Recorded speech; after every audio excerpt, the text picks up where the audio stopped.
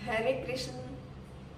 क्या आप जानते हो भगवान श्री कृष्ण की सच्चे मन से जो सेवा करता है उनके सामने साक्षात प्रकट हो जाते हैं हमारे ठाकुर जी।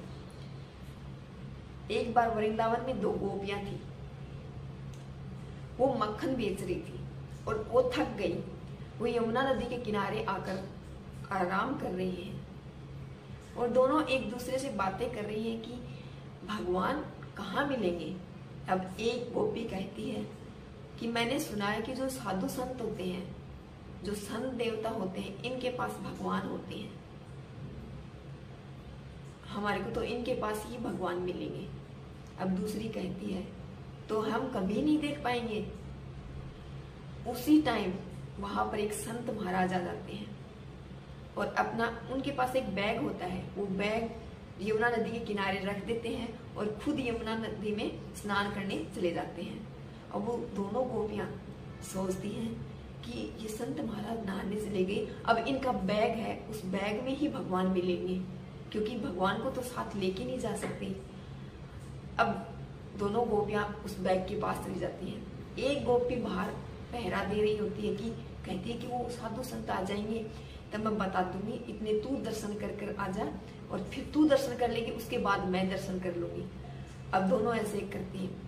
अब उस गोपी ने पूरा बैग छान मारा, उसमें भगवान नहीं मिले उसको। उसमें एक स्टील का डब्बा मिला। वो गोपी सोचती है कि शायद इसी में ही भगवान होंगे। अब उस डब्बे को खोल कर देखती है तो उसमें हमारे छोटे से लड्डू गोपाल जी विराजमान है। अब वो गोपी दूसरी गोपी को आवाज देती है कि जल्दी आ भगवान मिल गए। अब वो गोपी भी जाती है उसके पास। अब वो बाहर निकालते हैं हमारे लड्डू गोपाल जी को और देखती है, क्योंकि लड्डू गोपाल जी का हाथ एक में लड्डू है, एक ऐसे है, तो वो उसको पता नहीं था। वो सोचती है कि देख कितना निर्दयी बाबा है, कैसे भगवान को परेशान कर रखा है, ऐसे छोटे से डब्बे में बंद कर दिया तो भगवान के हाथ पैर मुड़ गए। अब दोनों गोपियां ऐसे सोच रही हैं और बाबा को मन ही मन कोस रही है कि कैसा बाबा है, कैसी भक्ति करता है, पता नहीं भगवान को कैसे रख रखा है। अब दूसरी गोपी कहती है कि हमारे पास मक्खन है, भगवान जी की मक्खन से अच्छे से मालिश कर देते हैं तो भगवान जी सीधे हो जाएंगे। अब वो दूसरी गोपी मक्खन लेकर आती है और भगवान की इतनी अच्छे से मालिश करती है, इतनी मालिश करती जाती है और उस बाबा को कोसती जाती है कि कितना निर्दयी बाबा है, कैसे भगवान को परेशान कर रखा है। ऐसा थोड़ी ना होता है कि भगवान को परेशान नहीं करना चाहिए। ऐसे मालिश कर रही है, बोल रही है, उस बाबा को कोस रही है और आंखों में आंसू हैं, क्योंकि भगवान को परेशान तो कोई नहीं देख सकता। अब वो दोनों गोपियां से कर रही, अच्छे से मालिश की, इतनी सेवा की कि उनकी सेवा से प्रसन्न होकर हमारे लड्डू गोपाल जी साक्षात दर्शन दे दिए और बिल्कुल सीधे प्रकट हो गए।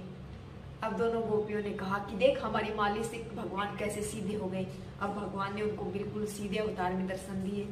इधर साधु महाराज आ गए, बैग को खोल रखा था तो देखा कि मेरा बैग। अब उन गोपियों को देख लिया। अब गोपियां सोची कि हमारे को डांटेंगे। अब डांटा तो नहीं, लेकिन भगवान जी के दर्शन, फिर हमारे ठाकुर जी साक्षात लड्डू गोपाल के रूप में आ जाते हैं। तब साधु महाराज कहते हैं कि हे प्रभु, मैंने आपकी इतने दिनों तक सेवा की और इतने भाव से सेवा की, आपने मेरे को कभी साक्षात दर्शन नहीं दिए। इन गोपियों ने ऐसा क्या किया कि आपने इनको साक्षात दर्शन दे दिए। तब ठाकुर जी कहते हैं कि इनका भाव ऐसा था मेरे प्रति कि इन्होंने मेरी ऐसी मालिश की, इनका भाव सच्चा था, इनकी भक्ति ऐसी थी कि इन्होंने मेरे को कभी देखा नहीं था, लेकिन इन्होंने सच्चे मन से मेरी सेवा की, सच्चे भाव से सेवा की और इनके आंखों में आंसू था। उन आंसुओं से मैं प्रसन्न होकर इनको साक्षात दर्शन दिए हैं। तो ऐसे कहते हैं कि देखो साधु महाराज तो बहुत बड़े भाव से सेवा करते हैं, बहुत अच्छे से सेवा करते हैं, लेकिन उन गोपियों की क्या था कि उनके आंखों से प्रेम के आंसू थे और प्रेम के पाले पड़ने पर भगवान ने अपने नियम बदले हैं। अपना मान भले ही जाए लेकिन भक्त का मान चलते देखा है। कहते हैं ना कि भगवान प्रेम में कुछ भी कर जाते हैं। अगर भगवान को हम सच्चे मन से प्रेम करते हैं तो भगवान हमारे सारे कष्ट हर लेते हैं। भगवान हमें साक्षात दर्शन देते हैं। अब कहते हुए ना, भक्तों के वश में है भगवान। अगर कोई सच्चा भक्त है तो भगवान उनके वश में ना। अब गोपियों को समझ आ गया कि ये ही भगवान है। अब गोपियां भी लड्डू गोपाल जी की सेवा कर रही हैं।